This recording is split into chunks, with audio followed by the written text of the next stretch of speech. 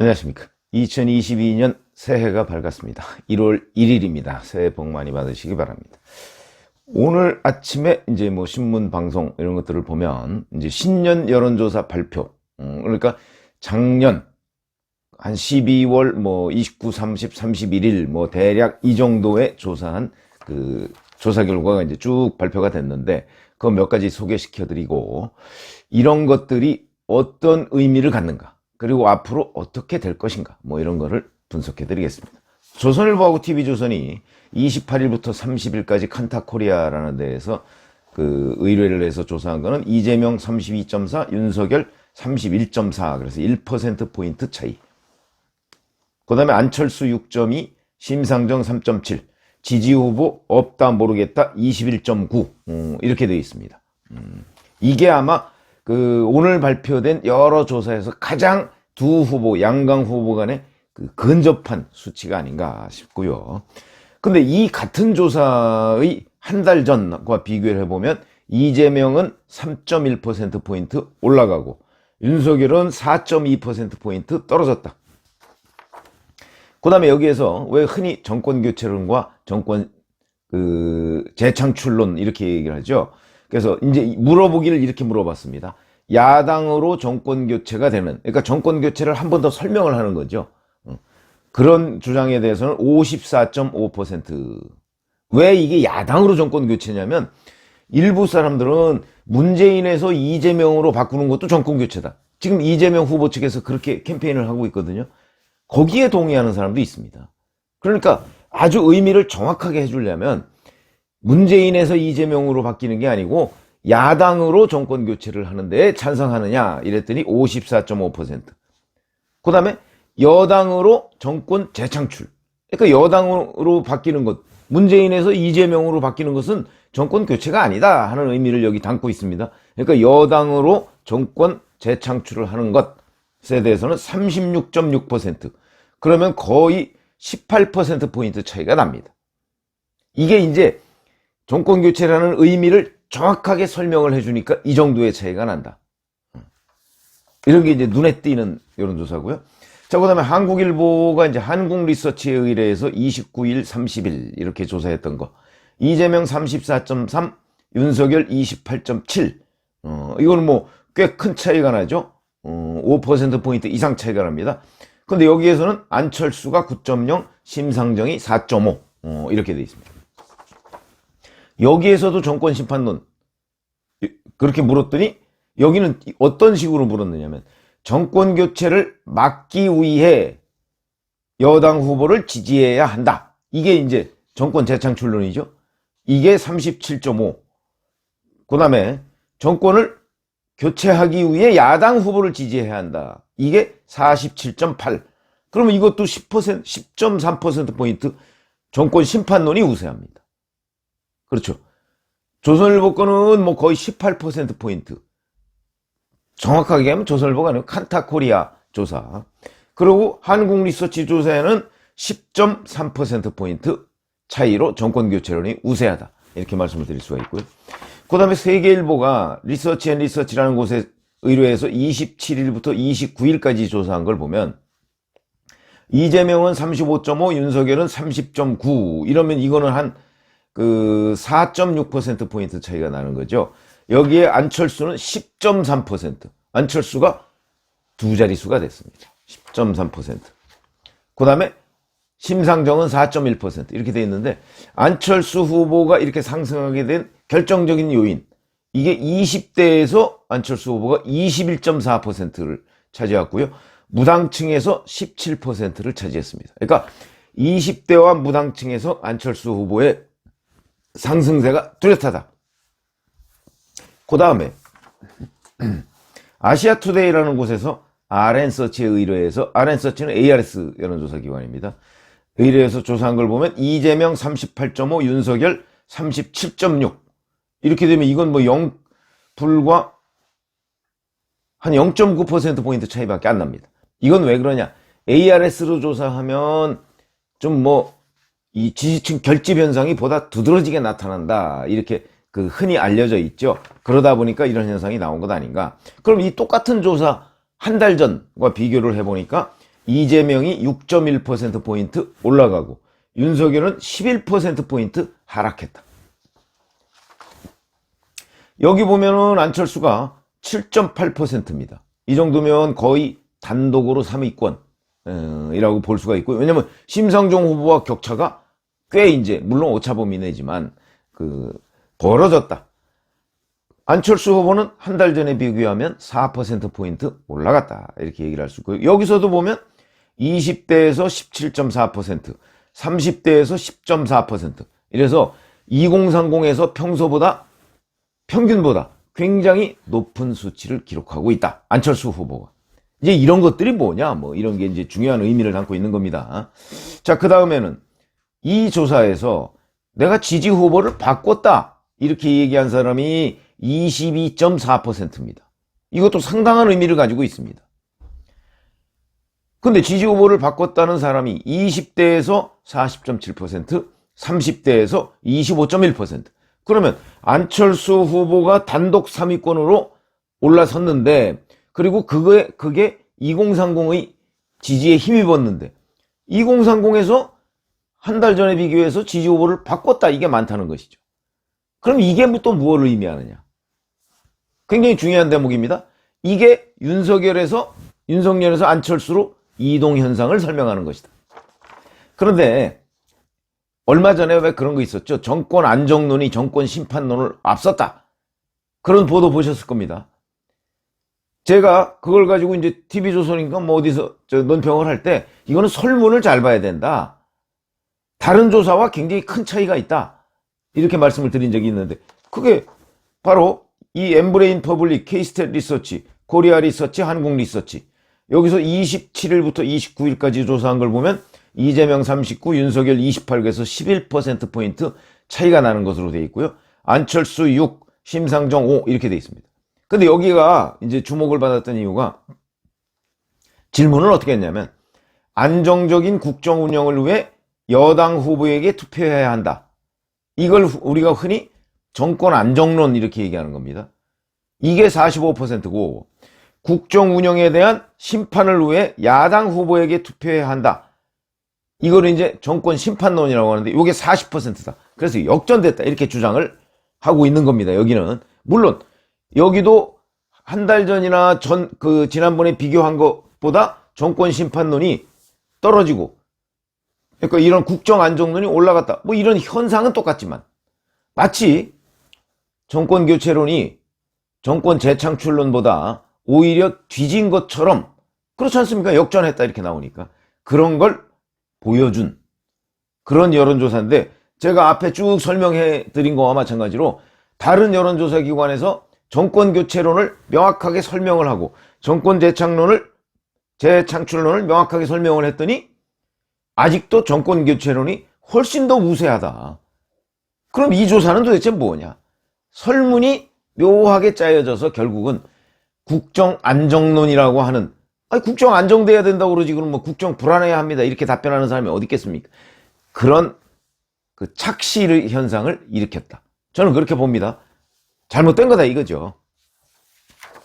자, 그럼 이런 여론조사 결과들을 종합해봐서 느낌은 제가 이재명 후보는 3 내지 6%포인트가 올라가고 한 달 전과 비교해서 윤석열 후보는 4 내지 11%포인트가 떨어지고 안철수 후보도 3 내지 4%포인트가 올라갔습니다. 이게 뭘 의미하느냐? 윤석열 후보 지지층이 일부가 안철수 후보한테 갔고 그 다음에 윤석열 후보가 확보하고 있던 중도층 일부가 이재명 후보한테 빠진 거다. 그 원인이 어디에 있느냐? 이거는 이재명 후보의 그 화려한 말 뒤집기. 지금까지의 이재명은 완전히 있고 자기의 모든 기존 주장을 다 뒤집어 엎습니다. 뭐 재난지원금 철회했죠. 국토보유세 철회했죠. 그러더니 이제는 국토보유세 같은 거 슬그머니 이름을 바꿔가지고 또 딴 걸로 지금 들이밉니다. 아마 그런 부분에 관해서 유권자분들이 정확하게 파악이 잘 안 되죠. 왜냐면 너무나 그리고 말을 이재명 후보가 어떻게 하느냐면 이러이러한 문제를 하겠다가 아니고 고민해 봐야 된다고 꼭 얘기를 합니다. 왜 그럴까요? 그거는 다음번에 그에 대한 또 말 바꿨다는 지적이 있을 때, 아니, 말을 바꾼 게 아니고 나는 하겠다는 게 아니고 고민해 보겠다는 얘기입니다. 라고 말을 뒤집기 위한 포석이다. 그런 걸 잘 보셔야 됩니다. 꼭 뭐뭐를 고민해 봐야 할 시점이다. 이런 식으로 얘기하는 성향이 있습니다. 그게 사실은 내용을 들여다보면 본인이 과거에 주장했던 것을 다 뒤집는 겁니다. 그러니까 이재명 후보의 철저한 자기 부정, 이런 것들은 아마 제가 보기에는 올해도 계속될 것이다. 그러면서 뭐 이런 거죠. 뭐 박근혜 전 대통령을 존경한다고 했더니 진짜 존경하는 줄 압니까? 이런 식의 화법. 여기에 많은 유권자들이 착시 현상을 일으킨 것이 원인이다. 저는 이렇게 생각을 하고요. 그 다음에 대장동과 관련한 검찰의 수사, 이런 것들이 지지부진한 것. 그래서 대장동 의혹이 마치 이제 잠재워지는 것 같은 이런 인상을 국민들한테 주었다 하는 것들이 원인으로 보이고, 그 다음에 특검도 마찬가지입니다. 9월 달까지만 해도 특검은 시간 벌기다 그러면서 국민의힘의 특검 주장을 일축했습니다. 그러더니 11월 달쯤 중하반쯤 되니까 특검을 조건부로 찬성하는 것처럼 하더니 11월 말부터는 조건 없이 특검 찬성한다 이렇게 얘기하고 있습니다. 그러면서 나 12월 들어서는 나 저 민주당 지도부에 특검 협상 빨리 하라고 했다 얘기를 하고 있습니다. 왜 그랬을까요? 그때부터는 이제 특검 협상을 해서 설령 특검이 도입이 된다 하더라도 대선 전에 결론이 안 난다. 이런 계산이죠. 그런 계산을 유권자들이 명확하게 잘 모릅니다. 이제 이재명 후보도 특검 하자는데 이렇게 나오고. 근데 그런 이재명 후보의 뜻을 명확히 파악하고 있는 윤호중 민주당 원내대표가 특검 협상을 지지부진하게 끌고 가고 있습니다. 안 하는 거죠, 솔직히 말하면. 왜냐하면 이재명 후보의 속셈은 특검을 안 하는 거기 때문에. 그런데 그런 부분을 유권자들 정확하게 모릅니다. 아니 이재명 후보도 하자는 게 아니라 역할 분담이죠. 이재명 후보는 이제 뭐 최악의 경우 할 수도 있는데 그렇더라도 대선 전에 결론이 안 나오니까 이제 그 시점을 선택해서 이재명 후보는 특검에 대한 말 바꾸기를 하는 거고, 그 뜻을 속셈을 정확하게 아는 윤호중 원내대표는 특검 협상을 아예 안 하고 뭉개고 있는 것이고, 최종적으로 만약에 자기네들이 정말 밀린다 그러면 이제 특검 협상을 하긴 하죠. 하긴 하지만 어차피 지금 시작해봤자 대선 전에 결론 안 나온다. 윤곽도 안 나온다. 그 시점에 이재명 후보가 특검에 대한 말을 뒤집은 것이다. 이렇게 보시면 되고요. 근데 이런 것들이 여론조사상으로는 그전에는 특검을 기피하는 듯한 인상을 줬다가 이제는 기피하지 않는 인상을 주기 때문에 바로 여론에 영향을 미치는 것이죠. 그 다음에 이뿐만 아니고 이걸 이제 이재명 후보한테 플러스적인 요인, 전략상 플러스적인 요인인데, 이제 윤석열 후보가 가지고 있는 이준석 대표와의 갈등. 뭐 어제 그 김종인 총괄선대위원장과 이준석 대표의 오찬 회동에서도 빈손입니다. 이런 것들이 제가 이제 김종인 총괄선대위원장 책임론을 어저께 말씀을 드린 적이 있는데, 그것처럼 이 사태가 진정되지가 않고 선대위의 불안정한 상태가 진정되지 않고 있으니까 그 반사이익을 이재명, 안철수 후보가 가져가는 것이다. 이렇게 보시면 되고, 뿐만 아니라 부인 김건희 씨 의혹, 뭐 본인도 사과하고 김건희 씨도 사과했지만 그 후속 조치가 미흡합니다. 그 후속 조치라는 건 뭐 별거 아니고요. 계속해서 사과를 이어가는 거죠. 기회 있을 때마다. 그런 부분이 부족하다. 사과의 애프터 서비스가 부족하다. 그게 이제 지지율에 영향을 미쳤다는 것이고. 자, 이러다 보니까 안철수 후보 상승세, 뭐 심지어는 일부에서 두 자릿수까지 올라갔으니까 여야의 러브콜이 쏟아지고 있습니다. 첫 번째, 송영길 대표가 그랬죠. 이재명 후보가 연초에 안철수 후보와의 연대 방안을 발표할 것이다. 뭐 이렇게 예고를 한 상태고. 그 다음에 김종인 총괄선대위원장도 뭐 안철수 후보와의 연대는 절대 안 된다. 뭐 이렇게 얘기를 해왔던 사람 아니겠습니까? 그런데 최근에는 그거는 후보가 결정할 문제다. 이런 식으로 누그러졌다. 이렇게 말씀을 드릴 수가 있는데, 자, 그러면 제3 후보의 상승, 이걸 어떻게 봐야 하느냐? 저는요, 저희 경험으로 보면 제3 후보의 상승은요, 당연한 겁니다. 선거가 임박하면 당연한 거죠. 왜 그러냐면 지금 치열하게 싸우고 있는 사람은 이재명, 윤석열입니다. 그렇죠? 안철수 후보에 대한 비판은 거의 나오지 않고 있습니다. 양강 후보들 사이에서. 당연히 이재명, 윤석열 후보만 비호감도가 올라가겠죠. 그러니까 제3 후보가 자연스럽게 반사이익을 누리게 돼 있습니다. 그런데 자, 그러면 앞으로 계속 안철수 후보가 이 이익을 누릴 수 있을까요? 불가능입니다. 그거는 과거의 선거 과정에서도 아마 주의 깊게 보신 분들은 눈치를 채셨을 겁니다. 이렇게 가다가 결국은 선거가 임박한다. 예를 들어서 2월 한 10일쯤 넘어가면 그때까지 안철수 후보가 이런 걸 유지하고 있을 가능성이 높습니다. 뭐 한 10% 안팎 정도 유지하고 있을 가능성이 높은데, 그때까지 안철수 후보가 나는 완주하겠다, 누구와도 단일화를 안 하겠다라고 계속 마이웨이를 고집하면 그 즈음부터 떨어집니다. 왜 그러냐? 이제는 당선 가능성이 없는 후보 아닙니까?